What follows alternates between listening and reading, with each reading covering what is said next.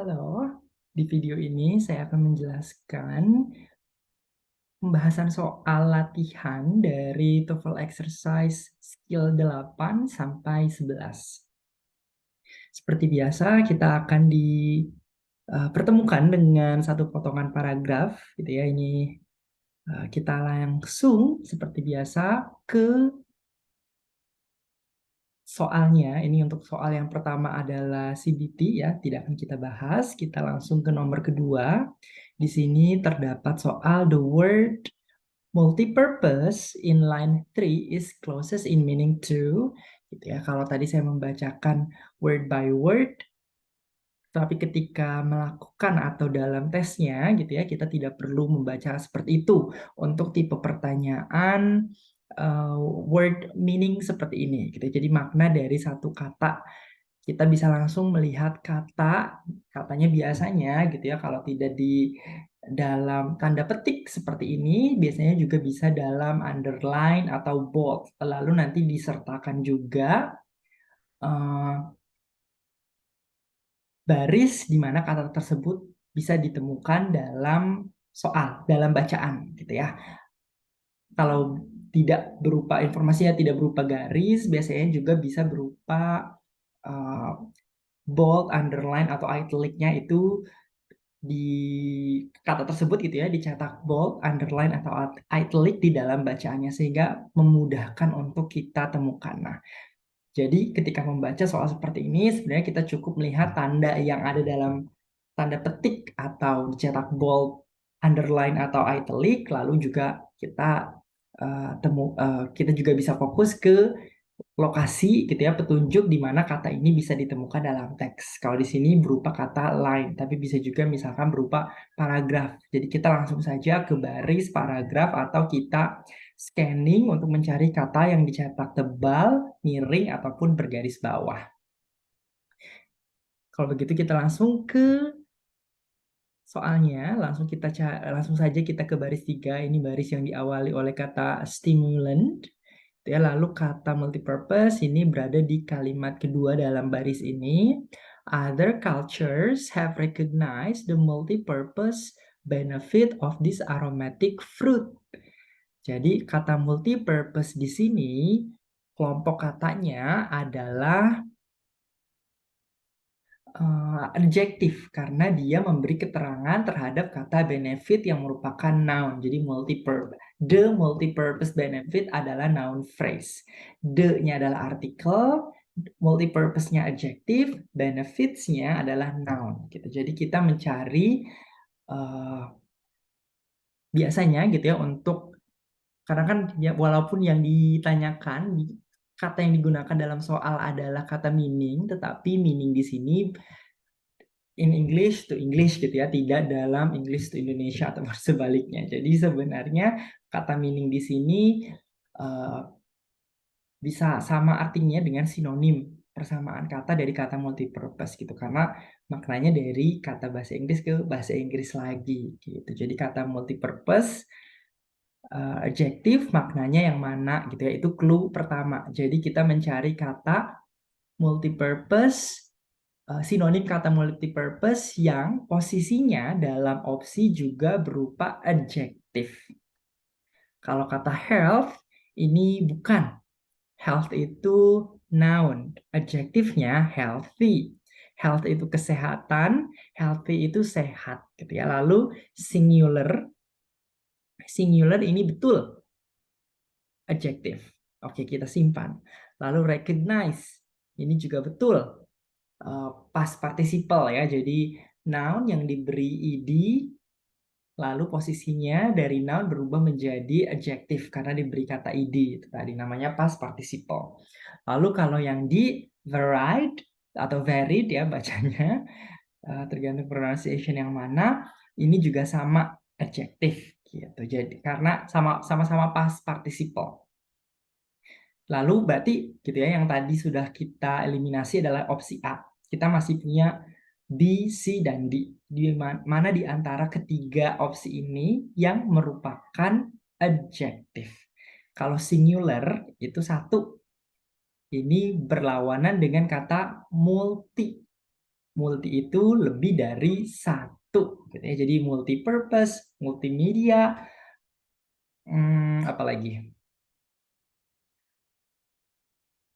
multinational gitu ya. Jadi itu pasti lebih dari satu. Walaupun kata purpose-nya tidak diikuti oleh kata huruf S yang menandakan bahwa purpose-nya itu plural gitu. Tetapi multi di sini terdiri lebih dari satu gitu. Jadi kalau singular itu tidak closest gitu ya, malah opposite kebalikannya. Jadi singular ini juga salah. Lalu kata recognize, recognize itu dari kata recognize. Recognize itu apa? Mengetahui, mengenali gitu ya. Lalu kata multi tadi kalau multi di sini berarti beragam, lebih dari satu gitu ya, artinya bisa bermacam-macam, beragam dan sebagainya. Lalu kalau recognize ini yang berarti karena tadi mengetahui lalu dirubah ditambahkan id menjadi past participle menjadi diketahui, dikenali gitu ya, dipahami. Ini ya masih bisa lah sebenarnya gitu walaupun kata multi di sini multi eh,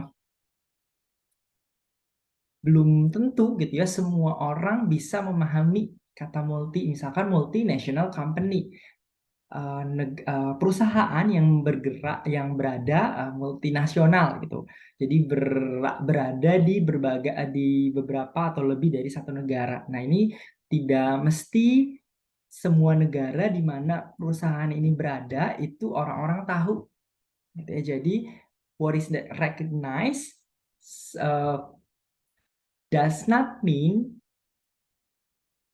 they recognize the whole things that are included in the word multi gitu. Jadi belum tentu kita mengetahui, recognize, mengenali segala sesuatu yang terrangkum atau termasuk dalam kata multi gitu. Jadi si cenderung ke tidak cocok gitu ya. Kita lihat yang di gitu. Kalau misalkan sisanya ini udah sangat terlihat salahnya, jadi mungkin yang si malah yang betul gitu. Tapi kita lihat dulu yang di varied. Ini berasal dari kata vary.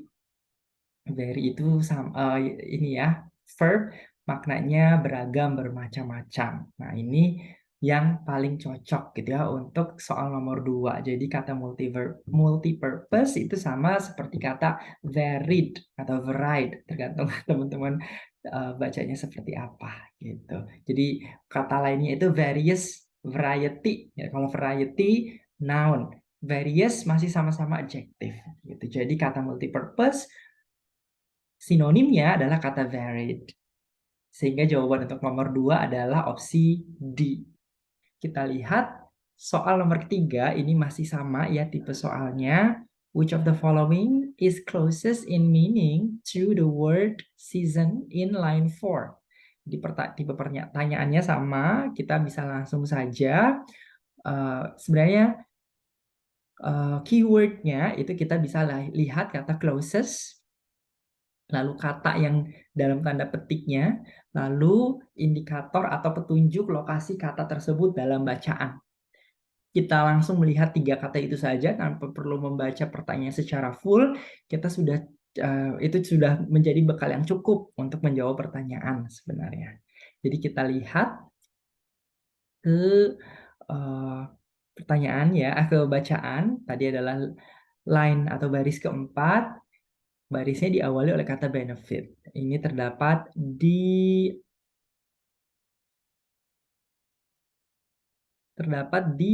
kalimat kedua gitu ya. In Asia, it is used to season sauces such as curry.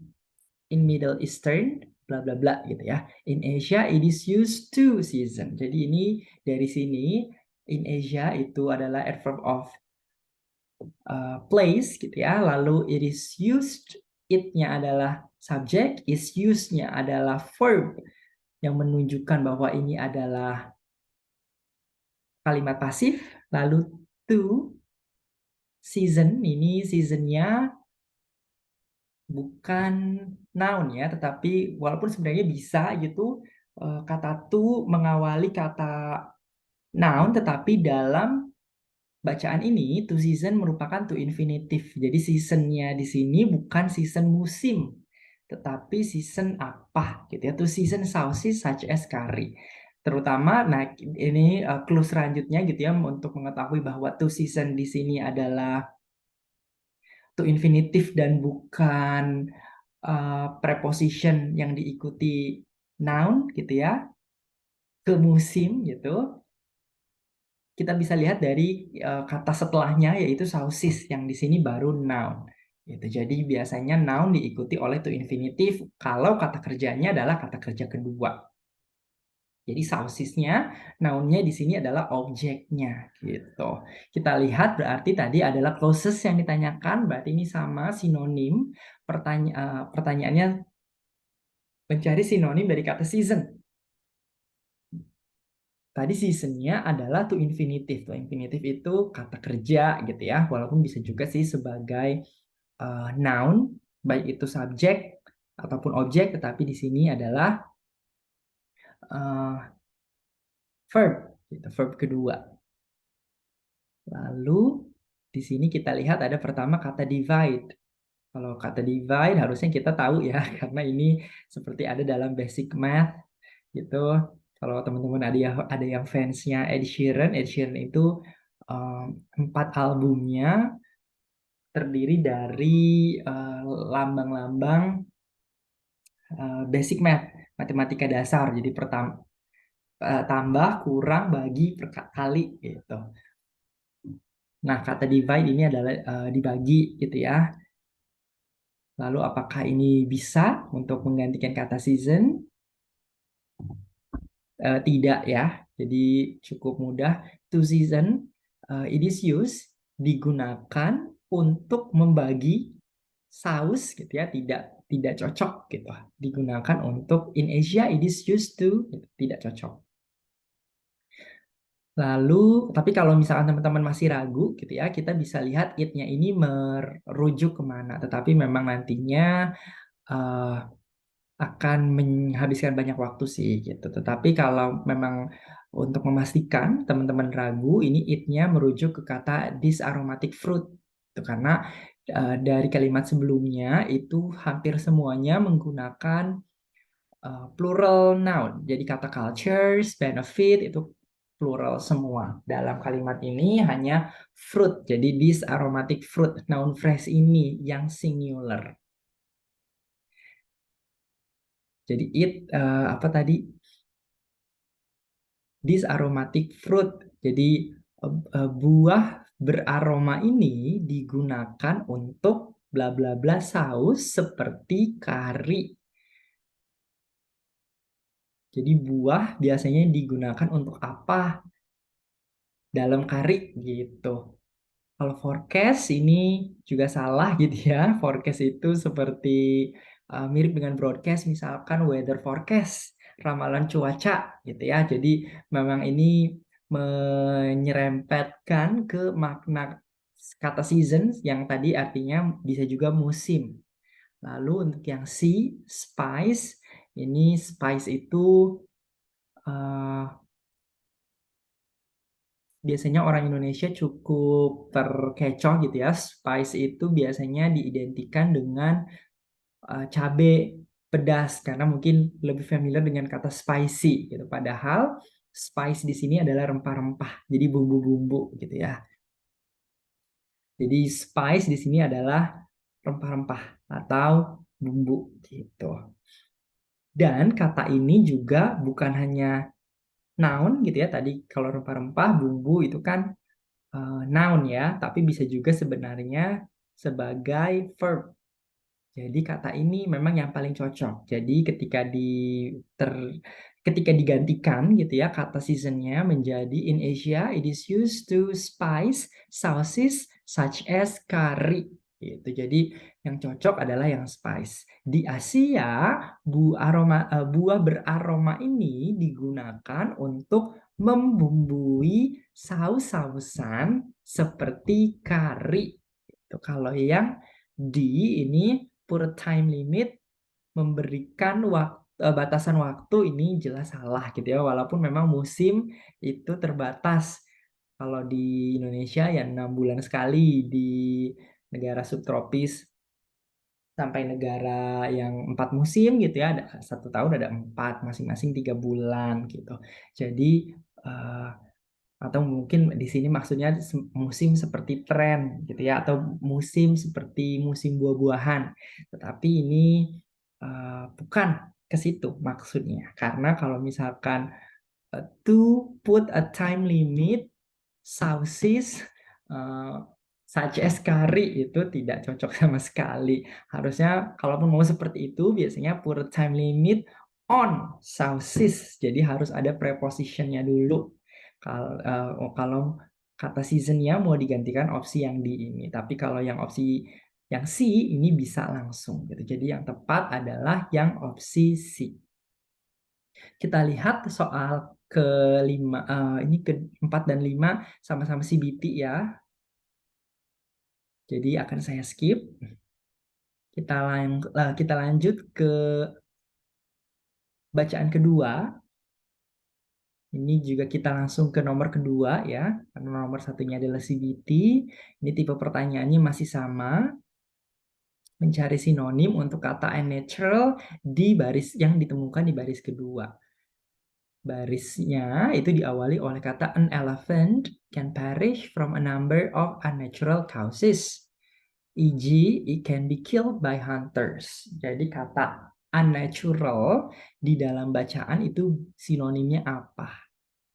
Sinonimnya cocoknya di dalam opsi itu yang mana? Gitu. Yang A, wild. Wild, liar. Unnatural. Ini sama sebenarnya ya. Sorry. Unnatural dengan wild, tidak alami dengan wild. Biasanya justru kalau yang alami-alami itu yang liar gitu ya. Misalkan hewan yang tinggal di alam itu ya liar. Kalau sudah tinggal di rumah berarti jadi hewan peliharaan sudah tidak liar lagi. Berarti sudah tidak di natural habitatnya gitu. Malah ini kebalikan, bukan closest tapi opposite meaning. Lalu violent ini juga uh, sama ya. Violent itu kekerasan, gitu. Jadi ini kalau misalkan kita taruh ke dalam kalimatnya, violent causes from a number of violent causes. Jadi di sini yang dibahas adalah unnatural, itu bukan penyebab yang tidak alamiah gitu ya, tetapi bukan penyebabnya ini apakah violent atau non-violent. Ini bukan kriminalitas yang dilakukan manusia gitu ya. Kalau manusia commit a crime itu bisa non-violent. Misalkan non-violent itu seperti mencuri tanpa senjata gitu ya, mencopet misalkan, atau uh, jualan obat terlarang, itu biasanya non-violent. Tapi kalau yang violent itu perampokan menggunakan senjata api, pemukulan, pemerkosaan, itu baru yang violent crimes gitu. Jadi untuk opsi B, violent, ini juga kurang cocok. Lalu kalau domesticated ini tadi sebenarnya ini kebalikannya dari opsi A. Jadi kalau unnatural dengan domesticated itu bisa cocok gitu. Tetapi tadi kalau yang saya katakan seperti yang ketika saya menjelaskan opsi A bukan jawabannya, wild lawannya domesticated. Domesticated itu yang sudah di rumah gitu. Jadi kalau hewan peliharaan yang tadinya dari alam liar dibawa ke rumah, dipelihara di rumah, tinggal di rumah, itu menjadi hewan domesticated pet seperti kucing, anjing gitu ya. Yang memang awalnya bisa jadi berasal dari alam liar, stray dan sebagainya gitu. Tapi ini juga bukan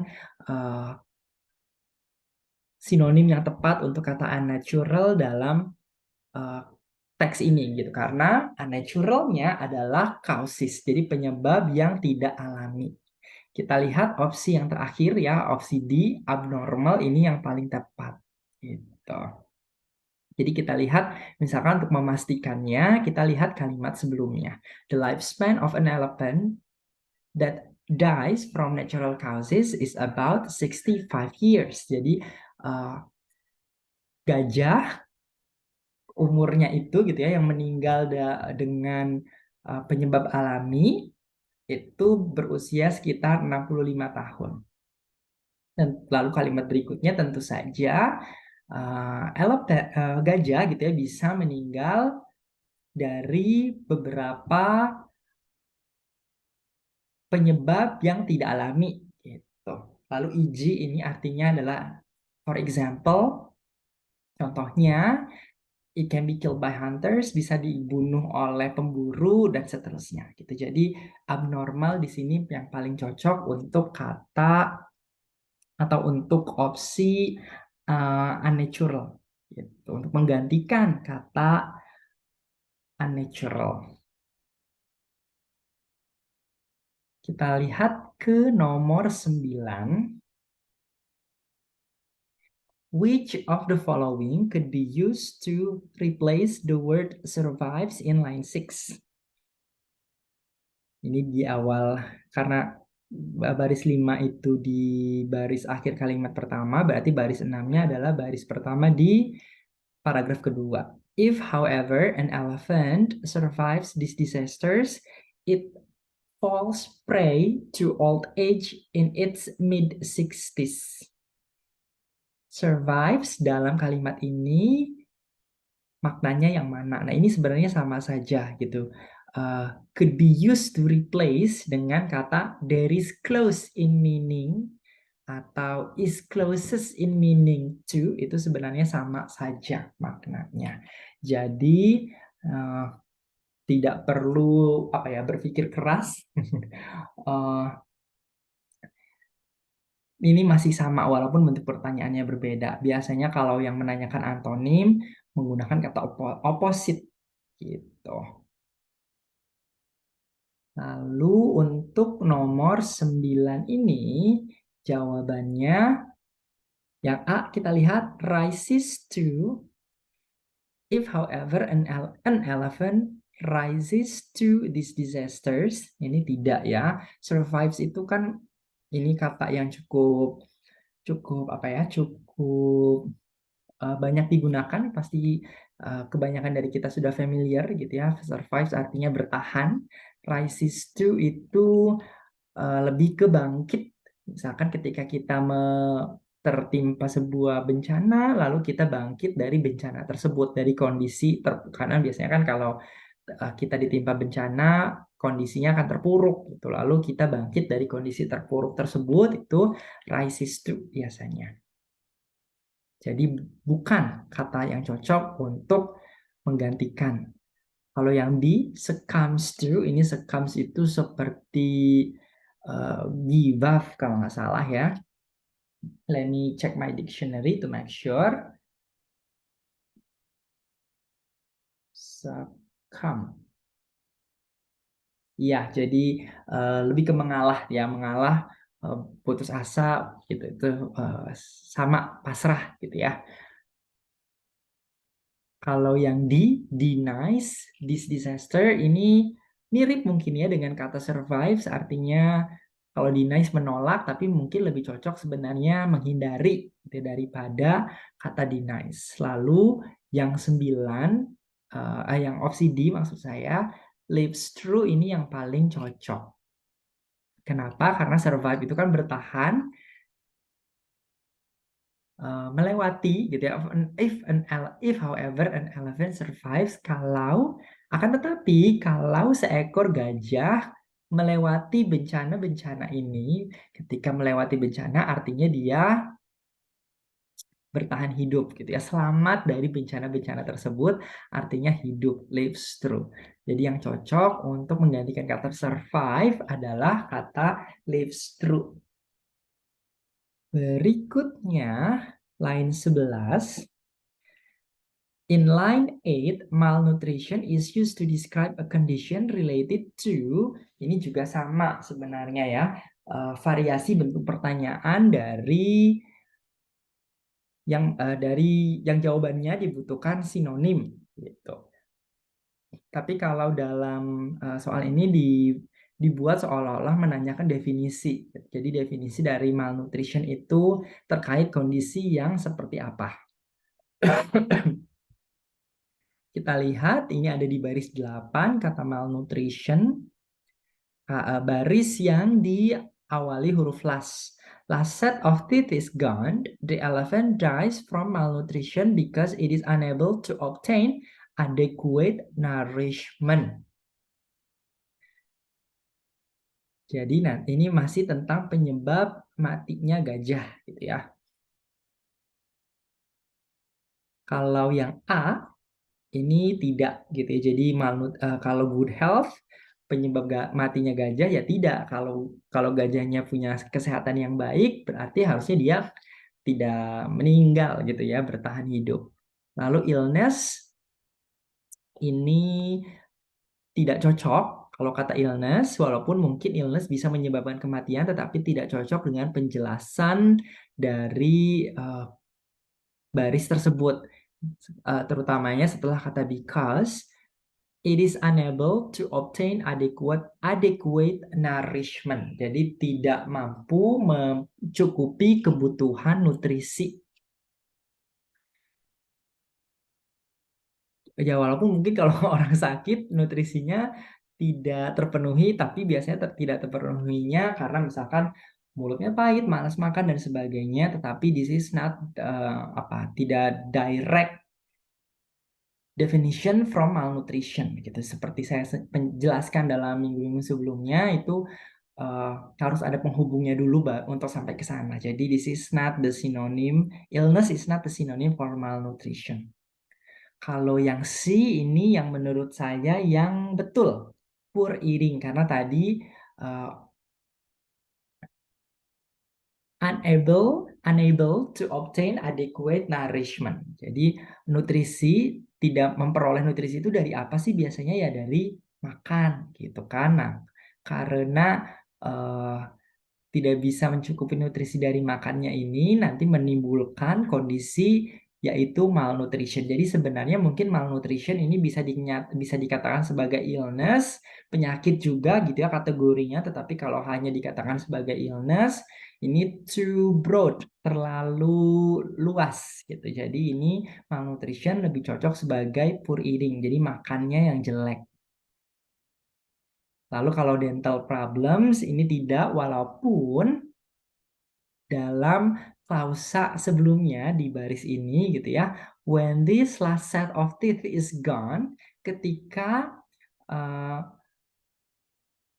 rangkaian gigi terakhir hilang, rontok gitu ya, ompong gitu si gajahnya sehingga mereka uh, bisa meninggal karena malnutrisi sebab kesulitan atau tidak bisa memenuhi kebutuhan nutrisi gitu. Jadi giginya rontok, misalnya gitu ompong, lalu eh, mereka akan mati karena malnutrisi sebab mereka tidak makan. Jadi tidak giginya ompong, mereka tidak bisa makan, lalu nanti mereka malnutrisi lalu meninggal gitu. Jadi urutannya seperti itu.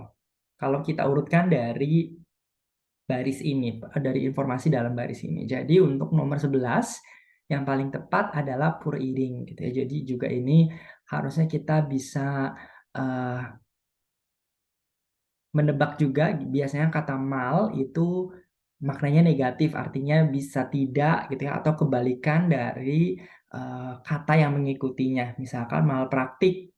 Jadi praktiknya jelek atau tidak sesuai prosedur gitu ya. Begitu juga dengan kata malnutrition.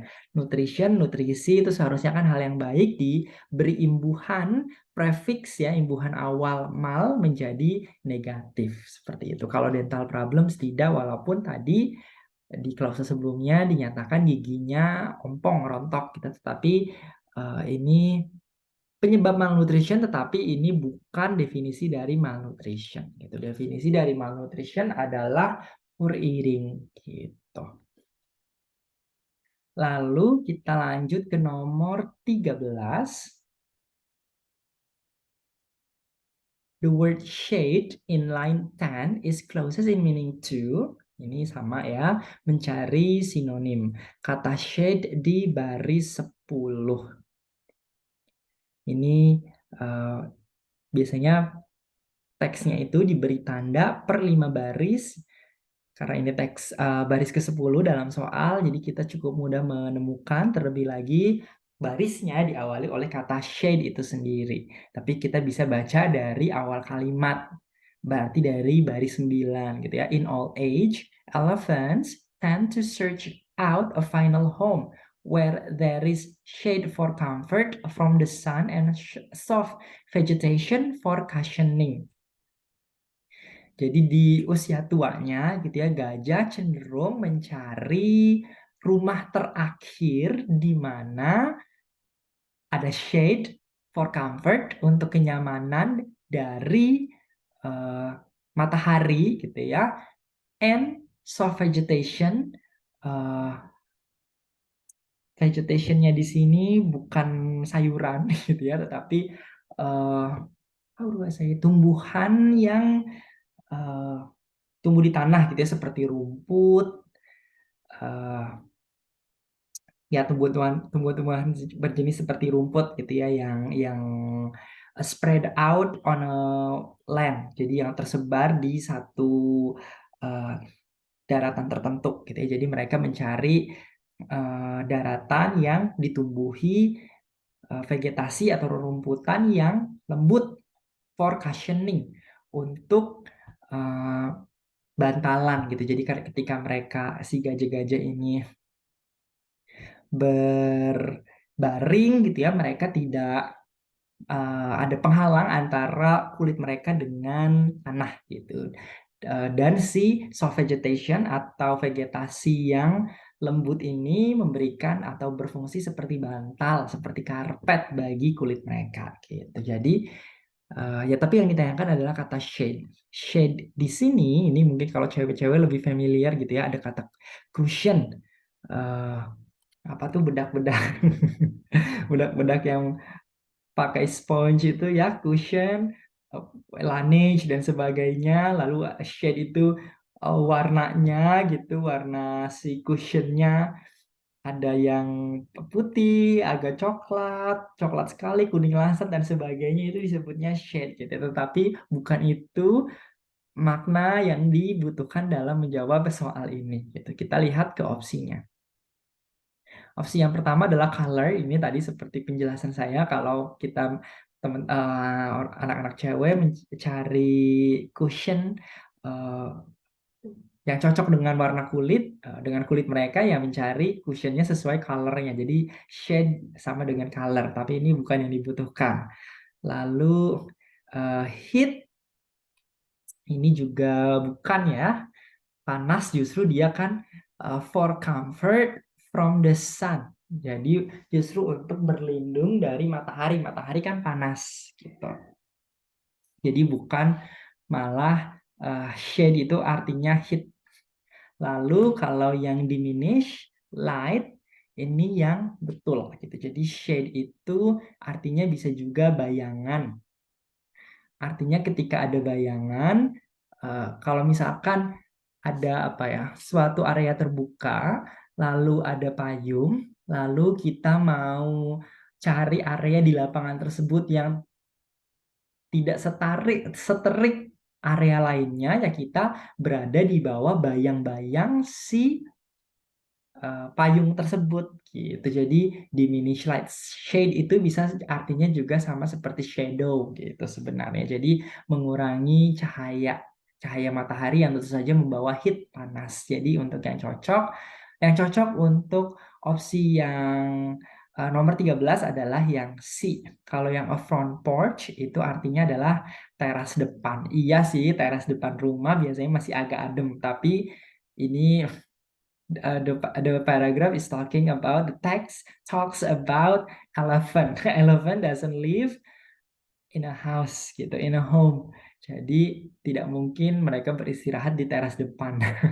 Kecuali mungkin di daerah Lampung sana ya, yang memang warganya makin lama makin membangun rumah di area gajah-gajah tinggal gitu. Jadi untuk nomor 13, opsi yang tepat adalah yang C. Kita lanjut ke bacaan ketiga ya. Ini sudah mulai panjang, ada 5 paragraf. Seperti biasa kita langsung ke soalnya. Ini yang pertama, the word product in line 1 is closest in meaning to. Kata produk di baris satu tentu saja kalimat pertama dari teksnya gitu ya. The American flag is the end product of a long evolution. Bendera Amerika adalah produk akhir dari evolusi yang panjang. Jadi kata produk ini ya pasti tentu saja kita mudah mengetahui ya, kata produk bahasa Indonesianya produk gitu. Tapi sinonimnya balik lagi yang paling tepat yang mana? Goods, merchandise, banner, atau result. Kalau saya akan memilih yang result. Jadi walaupun produk dengan goods ini betul sinonim gitu ya, tetapi ini bukan. Kalau goods itu lebih ke barang. Walaupun flag adalah sebuah barang gitu ya, tetapi di sini kita lihat apa ya?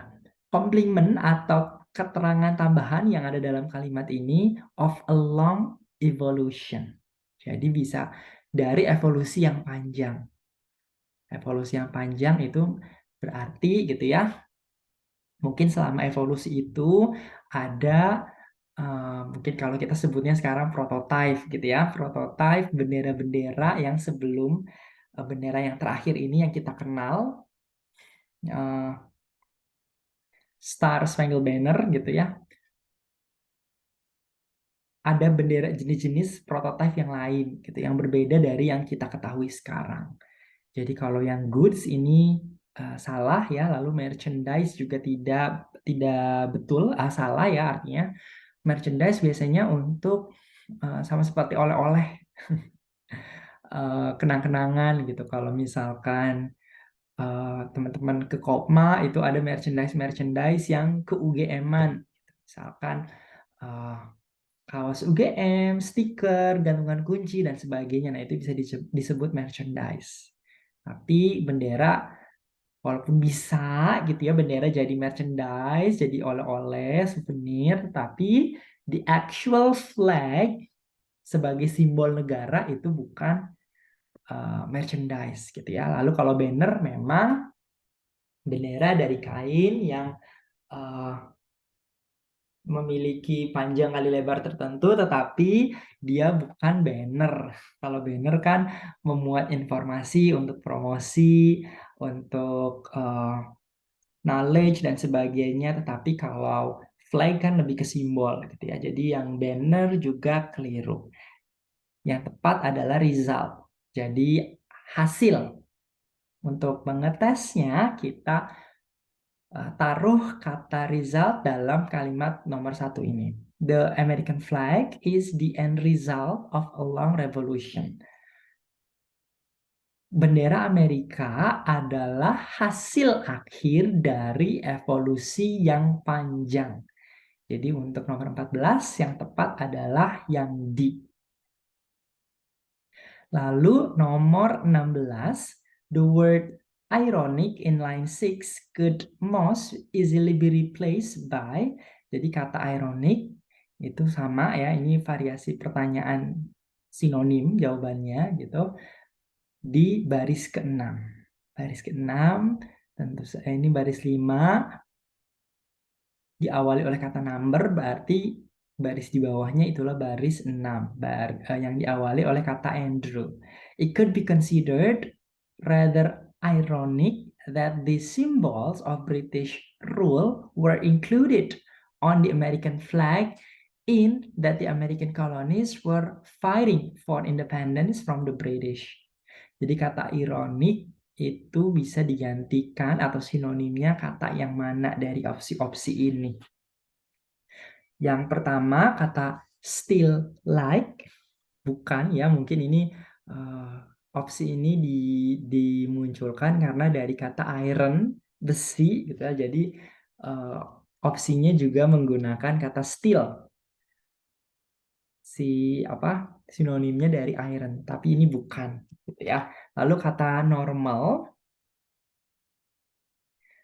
ini juga bukan gitu, bukan kata ironic. Kalau mau kita secara uh, grammar berarti ironicnya ini adjektifnya. Still like, normal ini sama-sama adjektif.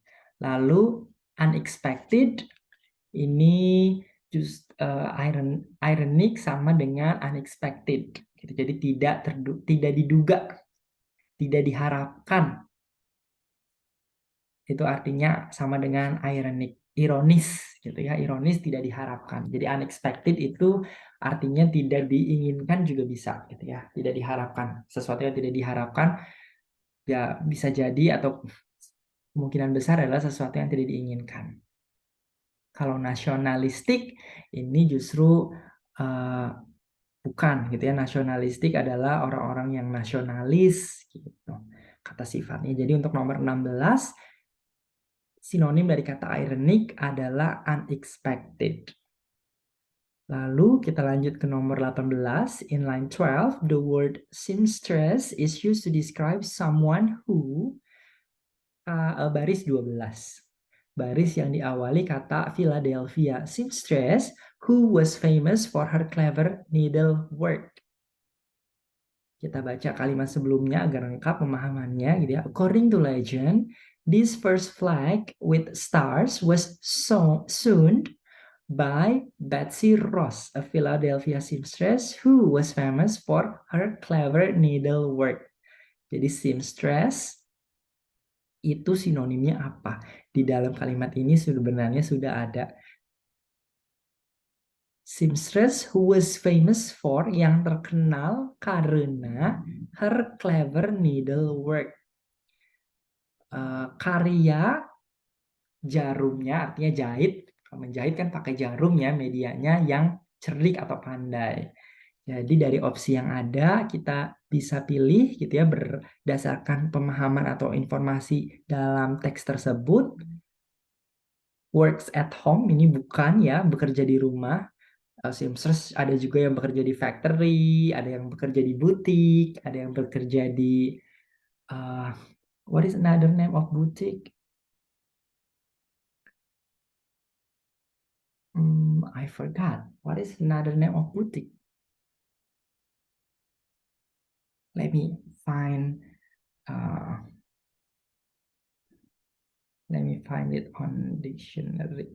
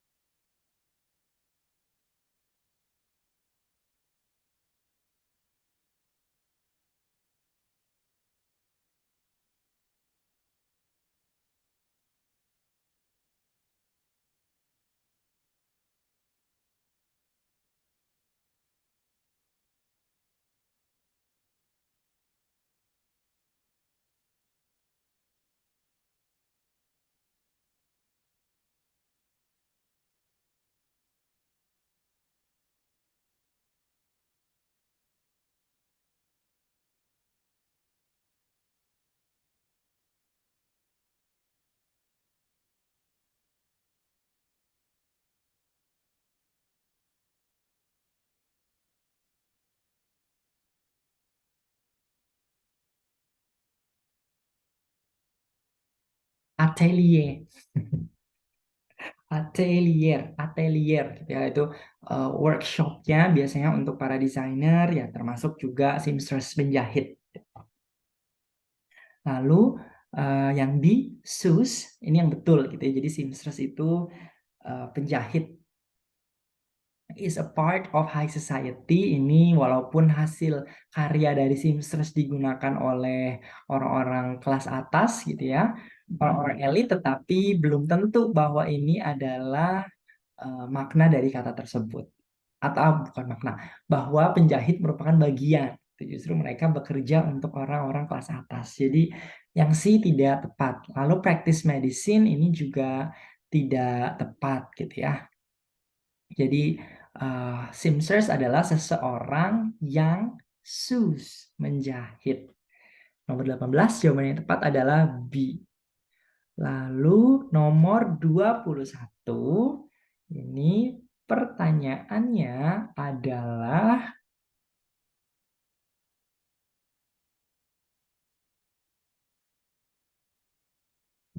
the expression revert to in line 17 means baris 17 kata revert to ini barisnya diawali kata well to keep adding stripes to the flag. As a result, Congress made the decision to revert to the original 13 stripes, representing the 13 original colonies and adding a star each time a new state was admitted. Jadi to revert to the original 13 stripes. Made the decision. Jadi Kongres membuat keputusan to revert ke 13 garis orisinil atau asli atau awal gitu ya.